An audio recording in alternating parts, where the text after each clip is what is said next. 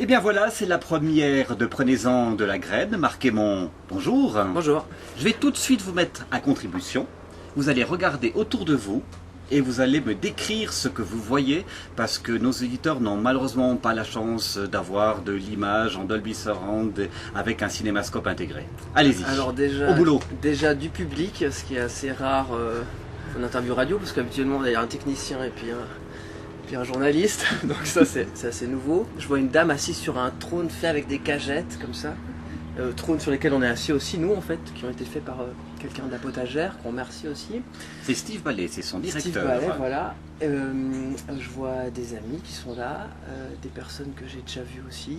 Et puis on est à la potagère, donc c'est un lieu dont vous m'avez beaucoup parlé. On se retrouve au pied de la potagère. C'est un Exactement. établissement qui existe depuis presque une quarantaine d'années à l'entrée de Là, vous Saint-Pierre-de-Clage. prenez le flambeau, c'est très bien. Eh Allez-y. oui, oui, oui.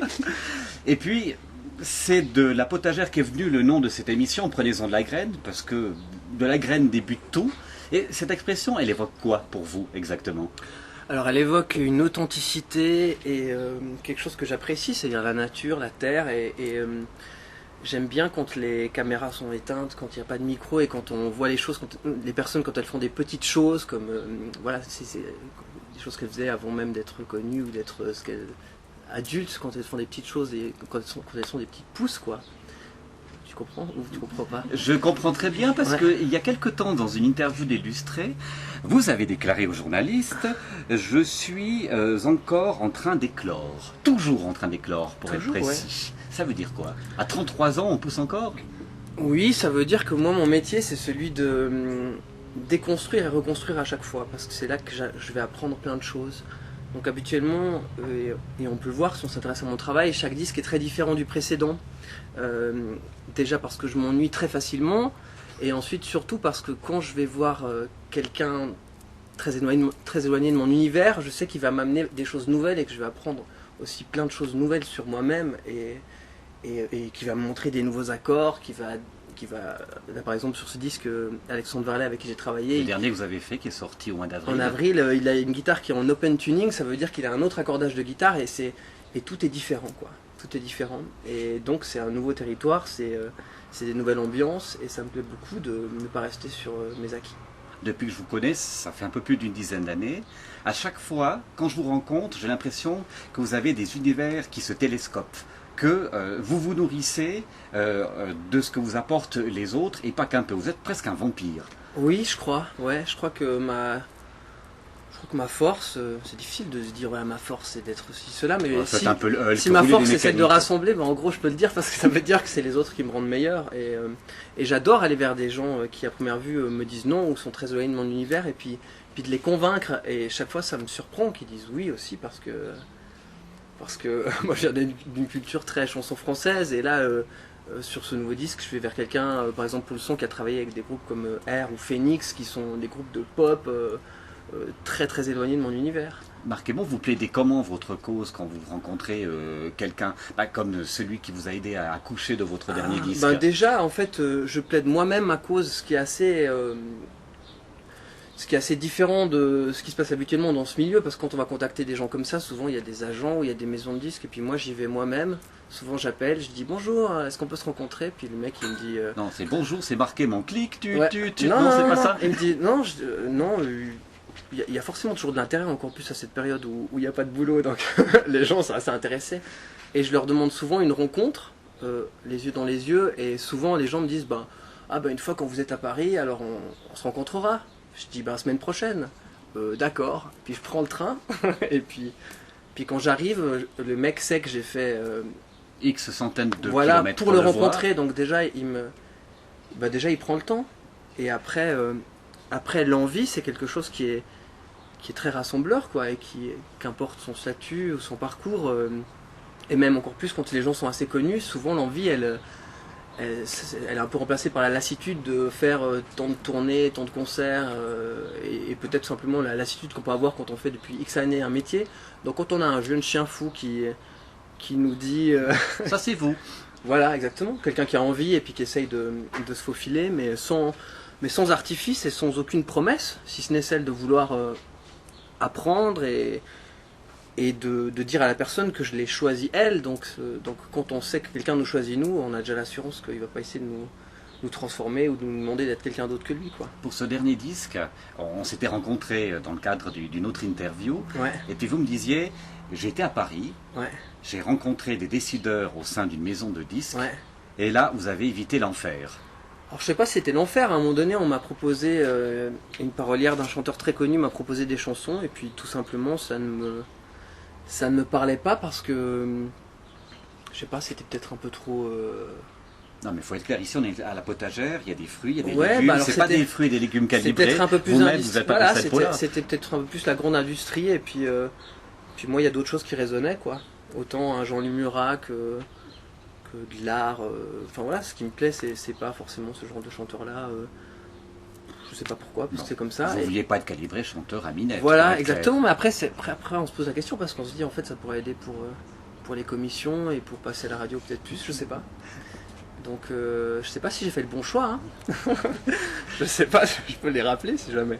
Mais en tout cas, donc en fait j'avais ce choix-là avec ces gens très connus, et puis j'avais quelqu'un que je connais depuis des années qui s'appelle Alexandre Varlet, qui est un artisan qui fait son petit potager en Bretagne, qui a son petit jardin et qui fait ses chansons avec la même guitare depuis des années, et qui arrive à la faire sonner. Et j'ai été le voir et je lui ai dit, ben voilà, je veux Oui, encore tenter simplement, le coup vous de avez fait combien de l'artisanat. centaines de kilomètres en plus pour aller le voir? Faut Ah, je préciser, sais c'est pas. important. Il Je n'était sais pas à pas, Paris, lui. Hein. non, il était à Saint-Malo, près de Saint-Malo. Et là aussi c'était très rigolo, c'est-à-dire que j'ai pris le train, je ne le connaissais absolument pas, il ne me connaissait absolument pas, et puis il m'a ouvert la porte de chez lui, j'ai fait une chanson pour dire bonjour, et puis je lui ai dit j'aimerais qu'on écrive ensemble, et puis très naturellement, dès le lendemain matin, les chansons sont arrivées. Vous faites toujours des chansons pour dire bonjour où vous allez? J'ai fait ça beaucoup aux États-Unis, et ça marchait assez bien, parce qu'aux États-Unis, j'arrivais chez des gens que je connaissais pas, et je devais les convaincre de me loger et de me nourrir. Et j'avais pas d'argent. Et les chansons étaient un très bon passeport, parce qu'il y avait ce côté un peu magique d'avoir un chanteur dans sa cuisine Que pour soi? que pour soi, et puis qui doit faire ses preuves aussi, parce que s'il va avoir un bon lit, il faut qu'il chante juste. Et ça marche à tous les coups? Non, bien sûr que non. Non, je me suis fait jeter. Je me suis fait jeter, mais par exemple, je me souviens très bien, j'étais dans un bus Greyhound de New York à Philadelphie, et à un moment donné, j'ai vu un mec, et je lui ai dit est-ce que je peux venir chez vous, et puis il m'a dit non, chez nous on n'aime pas la musique, donc il m'a viré. Mais après j'ai rencontré un vieil indien qui avait fait le Vietnam, et puis qui s'appelait Chien Fou comme ça, et puis Encore un. il m'a accueilli. Enfin c'était bien sûr que ça ne se passait pas, c'est pas toujours bien passé, mais il y avait toujours quand même cet instrument que je pouvais, même quand ça se passait mal, je pouvais chanter, et puis je sais pas, je passais un peu entre les filets, quoi. C'est laquelle des guitares qui vous a accompagné lors de votre périple aux États-Unis? Alors c'était le même modèle que... Alors celle-ci, ça c'est une vieille guitare de 49, mais c'était... Je décris pour nos auditeurs, Voilà. Marc Aimant a empoigné la guitare qui date de 1949. Voilà. Marc Aimant fait un accord de Ré. Alors comme Marc Aimant n'a pas fait d'études, il ne sait pas exactement le nom des accords qu'il joue, mais il s'en fout du moment que ça sonne... Là, vous me dites qu'en fait, vous lisez pas la musique de façon traditionnelle. Ah, je ne lis pas la musique, D'accord, ouais, je lis pas la ouais. musique. Mon parcours, il a commencé de manière très simple, c'est que j'ai chanté à une fête de fin d'année, même sans guitare, et j'ai pu sortir avec la plus belle fille de toute l'école. Et donc je me suis dit, enfin, il se passe quelque chose dans ma vie. Et après, j'ai appris la guitare avec une voisine qui m'a appris 4 accords. Et après, mon père, quelque part assez fier d'avoir un fils qui était en train de devenir chanteur, m'a amené dans tous les bals de la région pour jouer devant des personnes souvent assez avinées. Et donc je devais faire mes preuves, et donc je jouais, quoi. Je savais pas Puis on trop... vous décrit comme timide de caractère. Maladif, ouais, timide, maladif. Dernièrement, j'ai été joué pour les 30 ans du centre scolaire où j'ai passé ouais, j'étais un peu je Marc parlais Aimant, pas à sa beaucoup. droite, à Claude Lonfa qui Ouais. lui fait un commentaire en Ouais. lui disant des sourds muets. Ouais, mais Claude m'a dit j'étais pas premier de la classe, et puis je lui ai dit mais tu sais, il faut se méfier des premiers de la classe. Moi j'aime bien celui qui est au fond et puis qui a très bien compris que ce qui est le plus intéressant, c'est ce qui se passe à travers la fenêtre. Ceci dit, de fonctionner à l'oreille et par rapport à votre musique, c'est un handicap, vous le prenez comme un avantage? Alors je le prends comme une liberté, mais aussi un handicap. Mais par contre, ce qui est bien, c'est que je m'entoure de musiciens très très forts qui eux ont l'intelligence d'avoir fait plein d'études et Mhm. d'avoir aussi oublié ça. pour après être vraiment beaucoup dans l'émotionnel. Donc comme je disais, quand j'ai été rejoué pour les 30 ans du centre scolaire, il y a une prof qui est arrivée, elle m'a dit « Mon Dieu, mais comment tu fais? Parce que tu étais tellement timide, mais mon Dieu, c'était tellement pas gagné. » Et moi je chantais comme ça. Enfin bref, c'était... Donc c'est là que vous voyez quand même le chemin parcouru. Oui, bien sûr, ouais. Vous avez 33. Alors maintenant c'est clair que Marc Aymon est arrivé à la potagère, il veut dormir ici. Il va nous faire une chanson. Elle va nous faire une chanson. Il y a une confiture qui s'appelle Douceur de mon cœur. Je trouve ça vachement joli. Douceur de mon cœur. On demandera la composition à Marie-Cécile.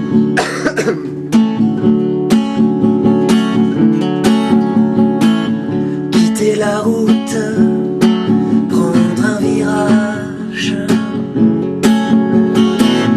inattendu et même si c'est un mirage.